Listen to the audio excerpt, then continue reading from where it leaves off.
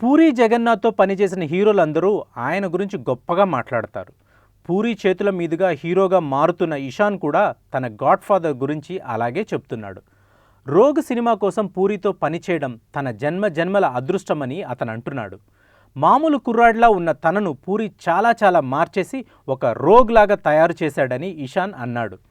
Rogue cinema పూర్తి అయినప్పుడు తాను పడ్డ ఆవేదన అంతా ఇంత కాదని, దాదాపు గంట పాటు ఏడుస్తూ ఉండిపోయానని, ఈ విషయాన్ని పూరికి కూడా చెప్పలేదని ఇషాన్ తెలిపాడు. పూరి గారి గురించి నేనేం చెప్పాలి? అలాంటి గొప్ప దర్శకుడి చేతుల మీదుగా నేను హీరో కావడం నా అదృష్టం. ఆయన నన్ను ఒక కొడుకులాగా చూసుకున్నాడు.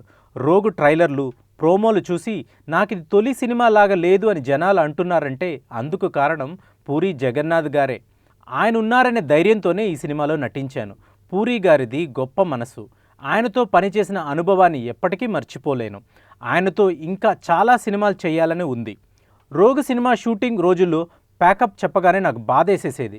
మళ్ళీ ఎప్పుడు తెల్లారుతుందా, మళ్ళీ షూటింగ్కి ఎప్పుడు వెళతామా అని అనిపించేది. అలాంటిది సినిమా పూర్తయ్యేసరికి చాలా బాధపడిపోయాను. గంట సేపు ఏడుస్తూనే ఉన్నాను.